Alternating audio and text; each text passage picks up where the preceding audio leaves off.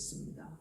그러니까 믿는 자에게 주시는 하나님의 선물이 있는데 성경에 보면 예수님께서 믿는 자들에게 주는 선물이 뭐냐라고 하는 것을 강력하게 기록해 놓은 부분이 있더라는 겁니다.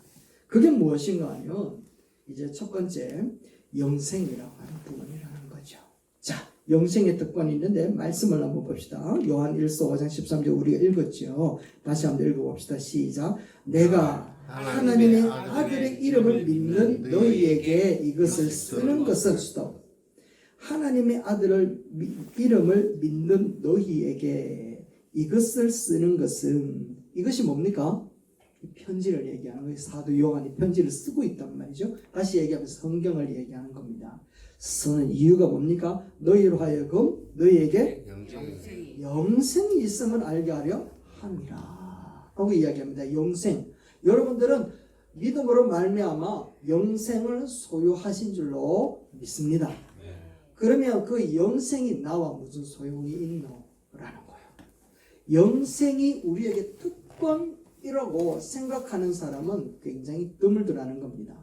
그런데 예수님은요, 오늘 이 땅에 오셔가지고 우리에게 진짜 주고 싶었던 게 무엇인가 하면 영생이었습니다. 그런데 우리는 그 영생을 소홀히 여길 때가 정말 많아요. 요한복음 3장 16절 우리가 너무 잘 아는 말씀이잖아요. 한번 외워봅시다. 시작. 다시요. 3장 16절. 하나님께서 세상을 이처럼 사랑하사 독생자를 주셨으니 이는 그를 믿는 자마다 멸망하지 않고 무엇을? 영생을 얻게 하려 하심이라. 보세요. 영생을 얻게 하려 하심이라고 얘기를 하고 있습니다. 요한복음 3장 16절도. 그러니까 사람마다 멸망하지 않고 영생을 얻는다. 그 당시에는 사람이 죽으면 딱 두 가지로 구분된답니다. 하나는 멸망, 아니면 멸망 반대. 이 두 가지로 딱 구분된대요. 그런데 예수님께서 오셔가지고 하시는 말씀이 내 믿으면 멸망 안 해 라고 얘기를 하고 있단 말이죠.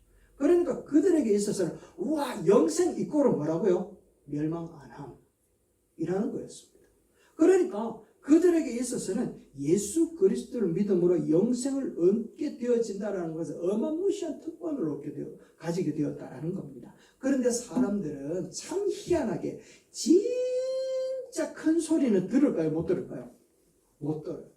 지구 땅덩어리가 돌아가는 소리 여러분 들립니까? 들리면 죽습니다. 그죠? 하루살이가 하품하는 소리 들립니까?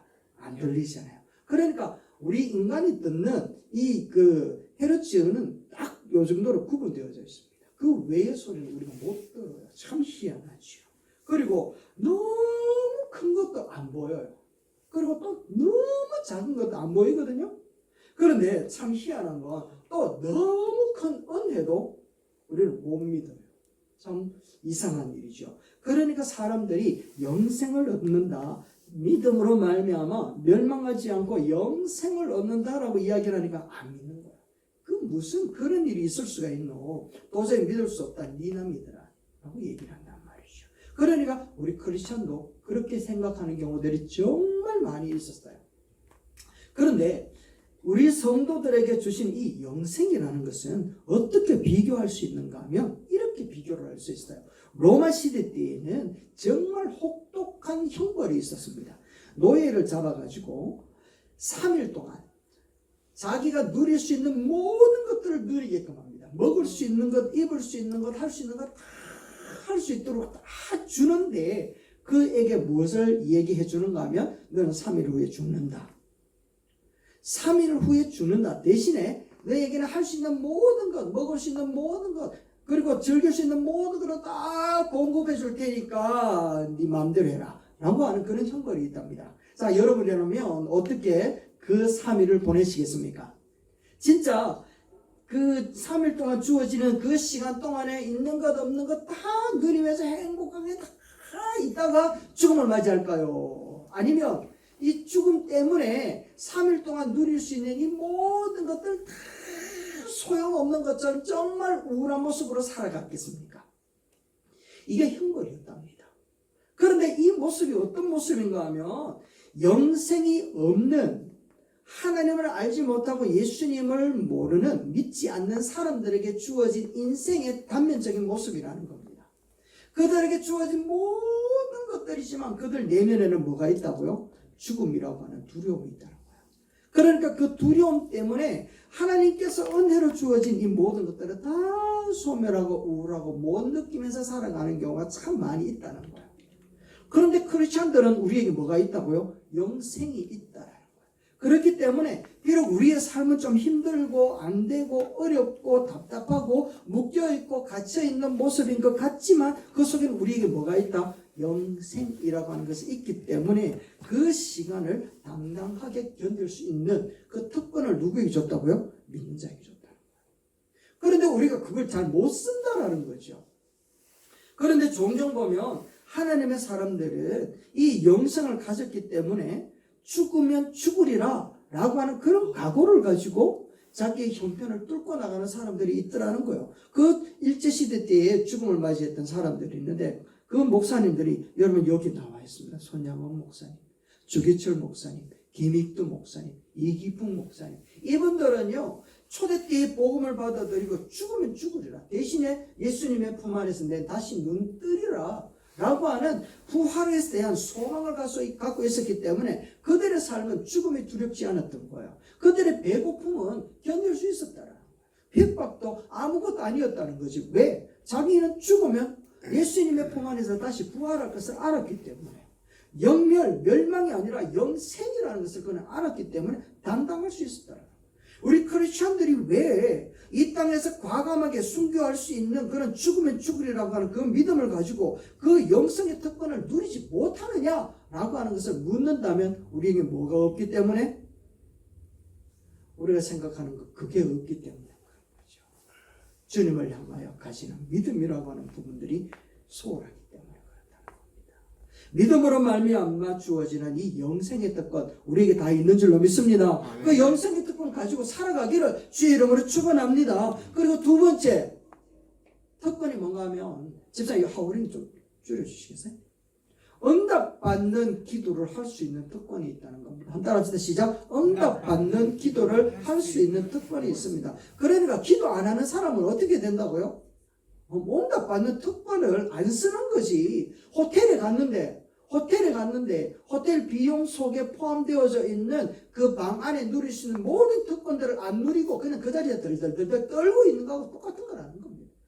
비행기를 탔는데 기내식을 주는데 이거 내가 돈 주고 다시 사 먹어야 되는 줄 알고 그거 안 먹고 배 쩔쩔 굴고 있는 거하고 똑같단 말이에요. 주어지는 특권 뭐라고요? 기도 응답 받을 수 있는 기도의 특권이 있다는 겁니다. 할렐루야. 이게 믿는 자들에게 주어진 특권이라는 겁니다. 그러니까 기도 안 하면 손해지.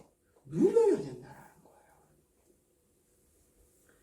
요한 1서 5장 14절 말씀인데 내용 경적 큰 수로 한번 봅시다. 시작. 우리가 하나님에 대하여 가지는 담대함은 이것이니 곧 무엇이든지 우리가 하나님의 뜻을 따라 구하면 하나님은 우리의 청을 들어주신다는 것입니다. 아멘. 아멘. 성도들의 특징은 영생이라고 하는 죽으면 죽으리라. 예수님의 품 안에 다시 살 것이다. 라고 하는 그 특권을 가지고 있을 뿐만 아니라 여기에서 바로 기도하면 바로 응답 받을 수 있다는 거예요.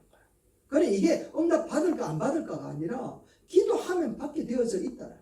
이 특권이 우리에게 주어져 있는데 얼마나 답답했으면 이런 단어까지 씁니다. 여기 담대함이라고 이야기하잖아요. 이 담대함이라는 게 무슨 뜻인가 하면 간띠가 부어서 뻔뻔할 정도로라는 겁니다. 이해가 쏙 들어오죠? 간띠가 부었네. 이런 말이라는 거예요. 그러니까 하나님 앞에 간띠가 부어있는 것처럼 당당하게 마치 남의 집에 들어가 냉장고 문을 팍 열고 먹을 게 이거 필요 없나? 라고 이야기하는 것처럼 하나님 앞에 당당하게 나아갈 수 있는데 그 당당함에 그 요구할 수 있는 게 뭐냐면 바로 그거 구하면 들어주신다라는 거예요. 이게 당연하게 되어져 있다라고 하는 것을 이야기를 한다라는 거예요. 뻔뻔하고 강력하게 조금 더 의심하지 않아도 되는 특권, 그 특권이 하나님의 뜻대로 구하면 들어주신다라는 겁니다. 이 특권 누릴 수 있게 되기를 주의 이름으로 축원합니다. 아멘. 뉴욕 타임즈에 나온 뉴스인데 그 하버드 대학의 전신마비 여학생이 졸업을 했다 합니다. 졸업 평점은 A-. 근데 그의 인생 점수는 A+였대요. 교통사고를 인해 가지고 전신마비가 되었는데 그가 어떻게 졸업을 했는가 하면 첨단 기술이었는데 입 천정에 혓바닥으로 이렇게 터치할 수 있는 키보드를 장착했대요. 저 사람이 보이십니까? 저분이. 저분이 혓바닥으로 이렇게 해가지고 그렇게 했대요. 하버드에서나 공부할 수 있는 모든 여건들을 마련해주고. 그러면서 그가 졸업해서 하는 말이 졸업하면서 뭐라고 이야기하는가 하면 내가 할 수 없는 그 일이 나의 능력이 다라고 나의 능력을 규정하지 못하게 할 것이다. 라고 하는 이런 오기를 가지고 덤벼들었다는 것 아니겠습니까? 그러면서 그가 졸업하고 난 다음에 어느 곳에서나 사람들은 격려가 필요한데 바로 그 자리에 내가 있고 싶습니다. 라고 하면서 이분이 공부를 했다라는 거야. 이 사람의 기사를 보면서 이야 진짜 자판기 두들길 만한 힘만 있어도 길이 열리는데 우리가 하나님께 놓고 할 힘만 있으면 나의 삶에 놀라운 일이 일어나겠다. 여러분 그렇지 않겠습니까? 하나님 앞에 기도할 수 있는 힘만 있으면 놀라운 역사들이 일어나고 남을 줄로 믿습니다. 그래서 요한일서 5장 15절 말씀에 또 보니까 이렇게 얘기하는 거예요. 한번 읽어봅시다. 시작. 우리가 무엇을 구하며 하나님이 우리의 청을 들어주신다는 것을 알면 우리가 하나님께 구하는 것들은 우리가 받는다는 것도 압니다. 라고 이야기합니다. 하나님이 들어주신다는 건 네 알고 있나? 하나님이 기가 없어서 못 듣겠나? 알고 있지? 그렇다면 들었으면 듣는다는 거. 그리고 받는다는 것도 좀 알아라. 이 말이거든요. 여러분 이게 우리의 특권인 줄로 믿습니다. 숙명여대에 이경숙 교수님, 총장님이 계셨는데 이분이 이제 그 숙명대에 부임하여 가셨을 때는 학교마다 만성 적자를 끌어안고 있었대. 그런데 그가 기도하다 보니까 이제 정말 이 학교 교문에다가 정말 성경 말씀을 써서 하나님의 말씀대로 학교가 이루어져 갔으면 좋겠다라는 그런 꿈을 갖기 시작했어요. 그렇게 기도를 막 했는데 근데 이제 그 금액을 따져보면 한 3억 정도가 필요합니다. 이 3억은 1년 그 학교에서 이제 활용할 수 있는 금액 정도가 되었거든요. 그 당시에. 그런데 기도하는 가운데 한 독지가가 나타나더니 3억을 기부하면서 하는 말이 무엇인가 하면 내 이름은 안 적어도 된다. 그런데 교문에다가 여호수아서 1장 9절, 데살로니가전서 5장 16절, 히브리서 11장 1절 이 말씀을 적어주세요. 라고 하면서 기부를 하더라는 겁니다. 그래가지고 이제 교수 회의를 해가지고 이 총장님이 학교 교문에다 그 글을 적었다. 그런데 그걸로 끝나는 것이 아니라 이제 음악홀이 있으면 좋겠다 하면서 하나님 앞에 기도했더니 기도하는 가운데 건설역사에서 100억을 기부하면서 하는 말이 임마누엘이라고 하는 홀을 지어주세요라고 이렇게 기부를 하더라는 겁니다. 그러면서 그가 간증하는데 이 모든 일들은 기도함으로 이루어졌습니다라고 얘기를 하더라는 거야. 여러분 그 사람들의 간증으로 하나님의 역사가 그분에게만 일어난다면 하나님은 그분의 하나님이지 우리의 하나님은 아니잖아요. 그런데 그 하나님이 오늘 우리 하나님이신 줄로 믿습니다. 그래서 오늘 여기에서 이야기를 하는 거예요. 하나님 앞에 기도해라. 담대하게 원해라. 뻔뻔할 정도로 정말 뻔뻔할 정도로 너희들이 해도 된다. 뭐라고요? 기도하면 하나님이 들어준다. 그거 좀 알아라고 얘기를 하는 겁니다. 그래서 그게 우리에게 주어진 특권이라는 것이죠. 그런데 문제는 뭐예요? 하나님의 뜻대로 구해야 된다. 하나님의 뜻대로. 그러니까 우리 힘들잖아요. 뭐가 하나님의 뜻이지? 어렵잖아요. 그런데 성경에 보니까 하나님의 뜻이 몇 구절 있게 퀴즈 한번 맞춰보세요. 맞추시면 제가 오늘 점심 쏩니다. 몇 구절이겠어요? 32,500구절. 어마무시하죠? 그러니까 뭐든지 건들고 기도하면 하나님의 뜻이라는 거야. 그런데 뭐든지 건들고 기도하려고 하는 마음이 없으니까 하나님의 뜻이 뭐지? 여기 부딪혀가지고 기도하지 못하는. 너희가 무엇이든지 내 이름을 구하는 것은 내가 이루어지리라. 우리 가운데 있는 대제사장 우리의 허물을 모든 것을 감당하셨으니 너희의 연약한 것을 채울지 못하시는 분이 아니다. 이런 말씀들이 얼마나 많은데 32,500가지 약속의 말씀 뭐든지 붙들고 기도하면 된다라는 거예요. 그래서 이렇게 많은 말씀들을 기록해 놓고 있는데도 불구하고 우리가 하나님의 뜻대로 구하지 않는다면 그 특권을 어떻게 한다고요? 무용지물로 만드는 거예요. 그러니까 그것 때문에 쓰면 돼. 그런데 뭐가 문제라고요? 하나님의 뜻을 가지고 기도하지 않는 것이 문제라는 거예요. 기도하는 것은 이제 누구에게 달렸다? 우리에게 달렸다. 안 되던데요. 아니요. 안 되는 것이 아니라 더 좋은 것을 주기 위해서 엔가의 하나님이 애끼고 계신다. 맞습니까? 더 좋은 것은 반드시 오게 되어 있는 줄로 믿습니다. 그 좋은 것이 무엇인가 하면 세 번째 특권입니다. 형제를 살리는 특권이 있어요. 말씀을 보세요. 16절 말씀인데요. 이렇게 되어 있습니다. 누구든지 형제가 사망에 이르지 아니하는 죄에 범하는 것을 보거든 뭐하래요? 구하라. 그리하면 그에게 생명을 주리라. 와, 구하라. 뭘 주신다? 생명을 주신다. 할렐루야. 그러니까 믿는 자에게 주신 특권은 뭐라고요? 기도하면 응답 받는데 그 응답이 무엇으로 나타나는가 하면 생명을 얻게 하는 능력까지 주어지더라. 그러니까 형제의 생명을 살리는 특권이 누구에게 있다? 우리 성도들에게 있다라는 거예요. 여러분에게 생명 살리는 특권이 있는 줄 믿습니다. 아멘. 기도함으로 생명이 사는 거예요. 그런데 어떻게 살아가는가 하면 이렇게 살아가는 거예요. 18절 말씀을 한번 보세요. 이렇게 얘기하는 거예요. 하나님에게서 태어난 사람은 누구든지 계속 죄를 짓지 않는다라는 거예요. 그래서 다시 이야기를 하면 형제가 사망에 이르지 아니하는 죄를 범하거든.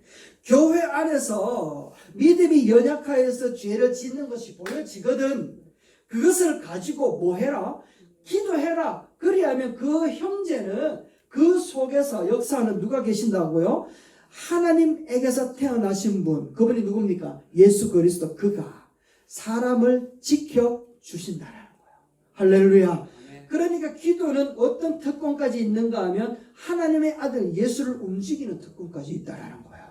그러니까 그분이 움직여서 누가 해치지 못한다고 악마가 그를 해치지 못하도록 막아주시는 거예요. 그리고 생명을 부여하여 주신다라고 얘기를 하고 있다라는 겁니다. 이런 특권이 우리 가운데 주어져 있다라는 거죠. 그래서 형제가 죄를 짓는 것을 보거든 기도할 때에 예수께서 그를 지켜주셔서 회복하여 주시는 능력이 함께 행하여지는 줄로 믿습니다. 아멘. 그래서 악마가 그를 만지지도 못하도록 하나님께서 딱 가이드하여 주신다라는 걸 꼭 믿으시기를 주의 이름으로 축원합니다. 그러니까 기도하는 거 멈추면 된다 안 된다? 멈추는 순간 하나님의 역사의 움직임도 스탑 된다는 거죠. 출애굽했을 때 이스라엘 백성 꽁다리에서 아말렉 군사가 다 죽이려고 쳐들어오고 있습니다. 그때 참 산 꼭대기에서 기도하고 있던 모세, 그가 손을 높이 들며 이스라엘 백성들이 승리했는데 피곤해서 지치는 순간 그들이 패하더라는 거예요.